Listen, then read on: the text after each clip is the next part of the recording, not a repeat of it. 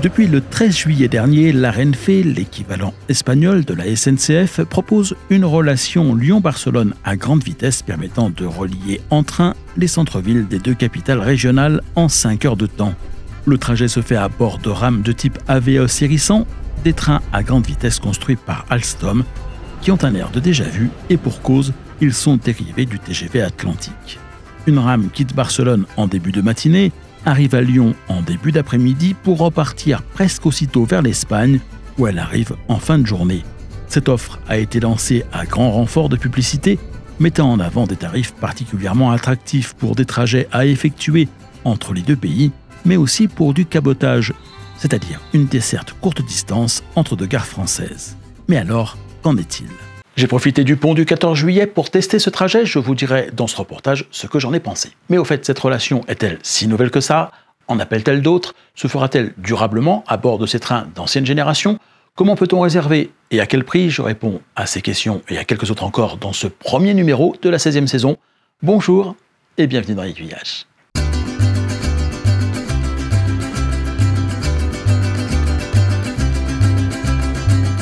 Deux gares, deux ambiances. L'embarquement en France ou en Espagne ne s'effectue pas du tout dans les mêmes conditions. À Lyon, la gare de la Part-Dieu, située au cœur d'un quartier d'affaires, est toujours en plein travaux. Son bâtiment voyageur se trouve sous les voies. N'y cherchez pas un bureau ou un distributeur de billets de la Renfe, il n'y en a pas. Il vous faudra acheter votre titre de transport à l'avance par Internet ou par téléphone. Le contrôle des billets se fait avant l'embarquement sur les quais qui se trouvent à l'air libre, directement au pied du train. Le personnel à bord de celui-ci est plus nombreux que celui de la SNCF, une situation qui est liée à l'absence de guichet de la Renfe dans les gares françaises, qui suppose une organisation assez différente, notamment la mise en place d'un contrôle des accès au train à chacune de ses portes. À Barcelone, la gare terminus de cette relation est celle de Sants, également située en plein centre-ville. Il faut traverser une zone commerciale pour rejoindre les guichets et le point de contrôle de l'embarquement qui s'avère beaucoup plus sévère qu'en France. Ici, comme à l'aéroport, après la vérification des titres de transport et la présentation d'une pièce d'identité, les voyageurs doivent vider leurs poches et placer leurs bagages sur un portique en vue de leur passage au rayon X. Ils peuvent ensuite rejoindre les quais qui se trouvent en sous-sol. Cette relation directe n'étant pas proposée par la SNCF, ne vous attendez pas à la trouver sur l'application ou le site SNCF Connect. Il vous faudra utiliser le site web ou l'application de la Renfe. On va faire simple, on va aller sur le site renfe.com et ajouter /es/fr pour tomber sur sa version en français. On tape alors Lyon comme ville de départ et Barcelona comme destination. On peut laisser todas, qui veut dire toutes, donc toutes les gares par défaut, ou choisir Stans, ça ne changera pas grand-chose. On sélectionne le nombre de passagers, une date de départ, éventuellement une date de retour, et on lance la recherche. Forcément, on n'a pas beaucoup de choix puisque la Renfe ne propose à ce jour qu'un seul aller-retour quotidien. On peut simplement sélectionner le niveau de confort avec lequel on veut voyager. Pour ce qui est des prix, sans surprise, plus la date du voyage est proche de celle de la recherche et plus ils sont élevés. Et les tarifs d'appel qui ont été largement mis en avant tout au long de l'été pour lancer le service ne semblent plus d'actualité ou alors ils ont déjà tous été vendus. À noter qu'il n'est possible de réserver des billets à l'avance que jusqu'à la fin du mois suivant celui de la recherche. Par exemple, début septembre, il n'était possible d'acheter des trajets que jusqu'à la fin du mois d'octobre. Les billets du mois de novembre étant indiqués comme non ouverts à la vente. Il est temps de monter dans ce train qui, s'il ressemble comme deux gouttes d'eau à un TGV, n'en est pas un.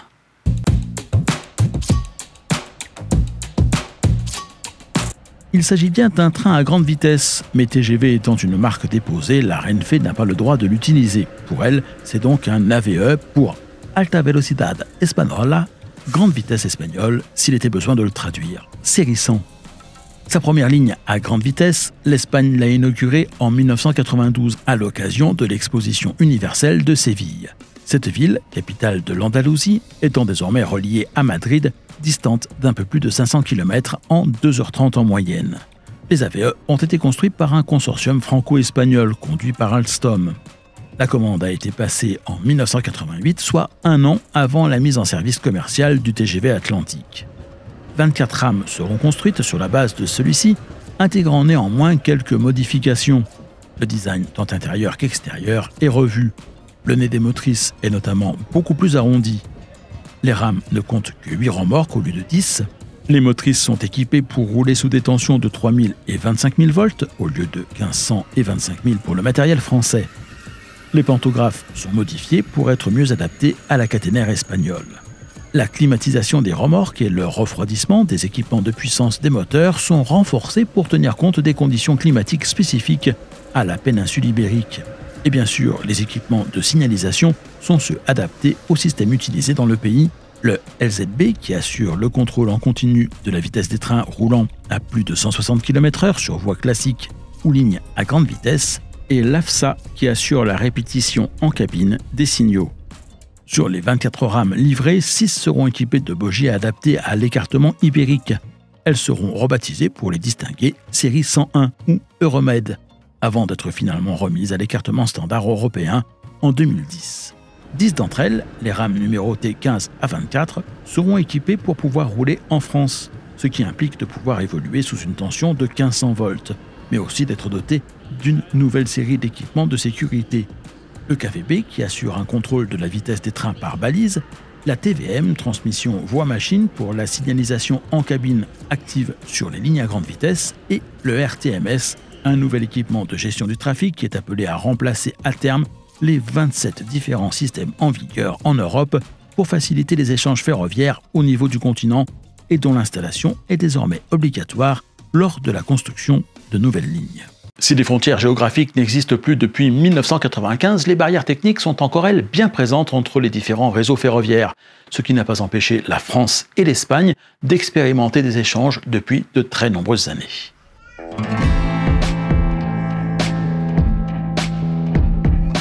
Dans la période la plus récente, pour ne pas remonter jusqu'à l'ère du Talgo, la SNCF et la Renfe avaient créé en 2001 une entreprise commune baptisée Ellipsos, entreprise qui fut chargée dans un premier temps de faire circuler des trains de nuit entre l'Espagne, la France, la Suisse et l'Italie, un service jugé finalement non rentable qui fut arrêté en 2013.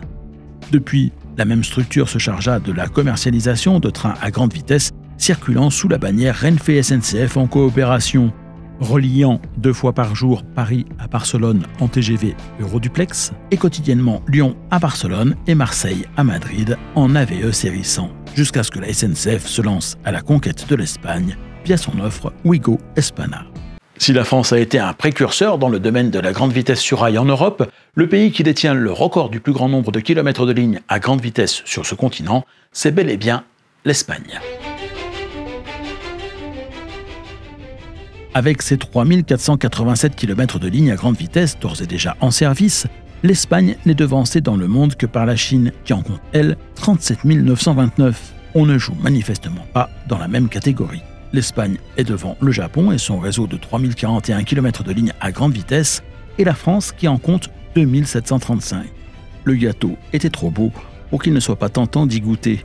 Profitant de l'ouverture à la concurrence du marché ferroviaire du transport de voyageurs en Espagne dès 2019, la SNCF a donc créé une nouvelle filiale Ouigo Hispana et proposé des relations quotidiennes à bas coût entre Madrid et Barcelone, et a depuis étendu son offre à de nouvelles destinations dont Alicante, Malaga, Séville et Valence.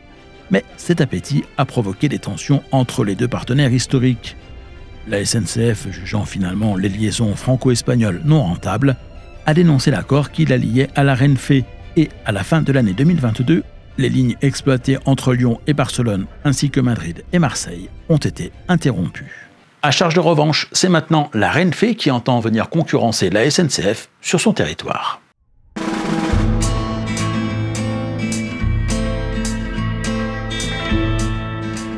L'offensive a commencé dès que possible en restaurant dans un premier temps et progressivement les liaisons qui préexistaient, et cela n'a pas pu se faire si facilement. À l'époque de la coopération entre les deux entreprises nationales, c'est une équipe française qui assurait la conduite des trains et le service commercial jusqu'à Perpignan. Au-delà de cette gare, leurs homologues espagnols permettaient aux trains de poursuivre sa route sur leur propre territoire. Une fois l'accord rompu pour pouvoir continuer à circuler dans l'Hexagone, la Renfe devait obtenir son propre certificat de sécurité et pour ce faire, entre autres choses, disposer d'une filiale établie en France. La Renfe décida alors d'y installer son siège à Lyon, à proximité de la gare de la Part-Dieu, jugeant que la ville était idéalement située sur un arc reliant l'Espagne à la Suisse et l'Italie. Peut-être un indice révélant des ambitions que l'entreprise espagnole n'aurait pas encore avouées. L'autre condition pour pouvoir circuler sur le territoire français, c'est que le matériel roulant soit conforme aux exigences techniques des lignes à parcourir. Il doit pour cela être homologué. Dans un premier temps, les démarches ont été faites pour que cela soit le cas sur la relation Lyon-Perpignan. C'est ainsi que la ligne Lyon-Barcelone a pu être rétablie à partir du 13 juillet dernier. D'abord 4 jours par semaine, les vendredis, samedis, dimanches et lundis. Et depuis le 1er septembre, 7 jours sur 7. Le départ se fait de Barcelone à 8h22, l'arrivée à Lyon est prévue à 13h20. Le train part ensuite se garer quelques minutes sur l'aire de stationnement aménagé à l'emplacement de l'ancienne gare des Brotteaux et se remet en place pour repartir à 14h30 et revenir à Barcelone à 19h32. À noter que votre billet vous permet de poursuivre votre voyage sur les lignes régionales pendant 4 heures après votre arrivée en Catalogne, ce qui peut être intéressant si vous cherchez à vous loger dans la banlieue de Barcelone plutôt qu'en centre-ville où les prix des hôtels sont relativement élevés. Depuis peu, une deuxième ligne vient d'être ouverte en attendant une troisième qui devrait pas mal faire parler d'elle.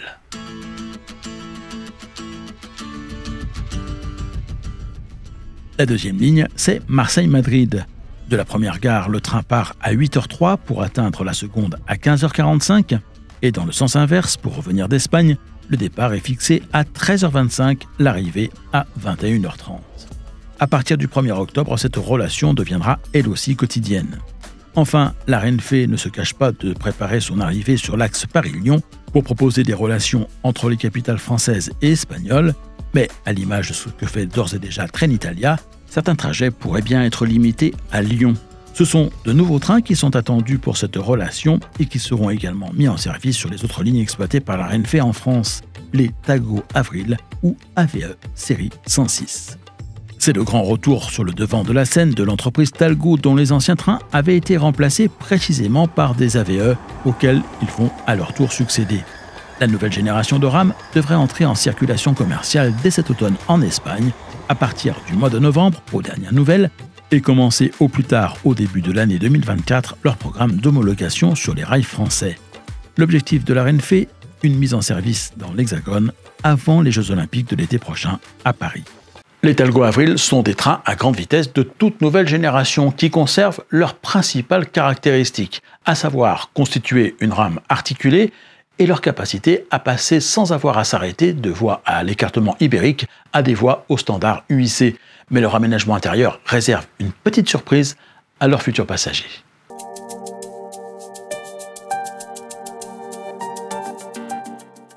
Pour rappel, l'écartement ibérique, c'est-à-dire la distance entre les rails, est de 1,668 m, alors que l'écartement au standard UIC, Union internationale des chemins de fer, celui qui est en vigueur sur la plupart des voies ferrées en Europe et toutes les lignes à grande vitesse, est de 1,435 m.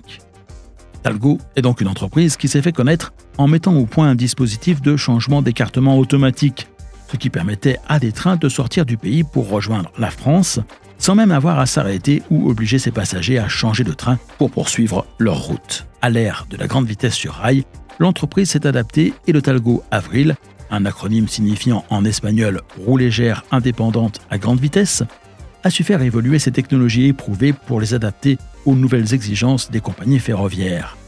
Deux des caractéristiques d'origine du système Talgo subsistent.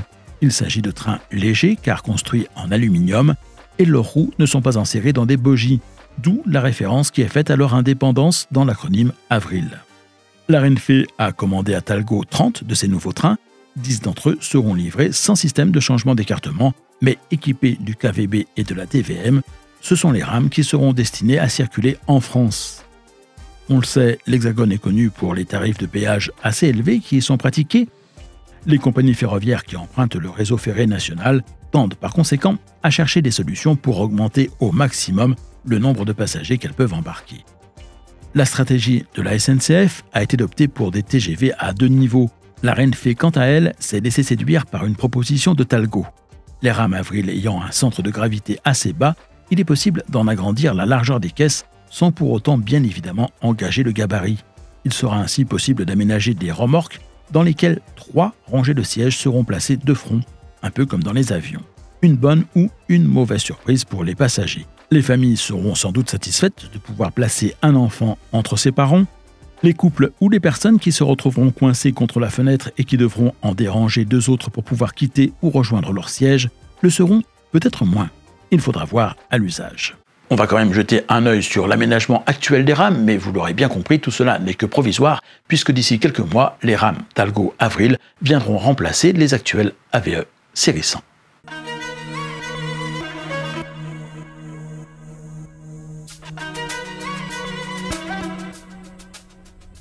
Alors certes, il s'agit d'un matériel qui a vécu, mais qui ne manque pas de confort pour autant. Les sièges de la classe Basico, équivalente à la seconde, sont constitués de mousse qui continue à bien résister et à présenter une épaisseur suffisante pour rester agréable. En classe Elige, l'équivalent de la première, ils sont en cuir. Il existe également un compartiment salon ou salle de réunion qui constitue la classe Elite. Les trois premières remorques abritent les classes supérieures, la quatrième, le bar, appelé cafétéria.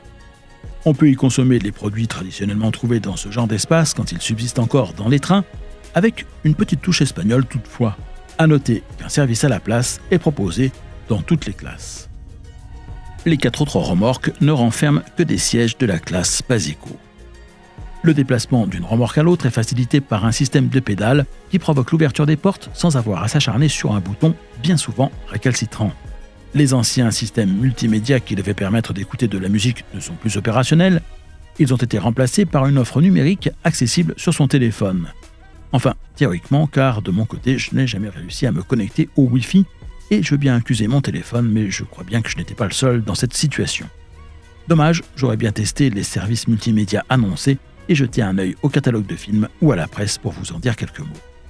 Les 5 heures de train sont néanmoins passées très vite, tant dans un sens que dans l'autre.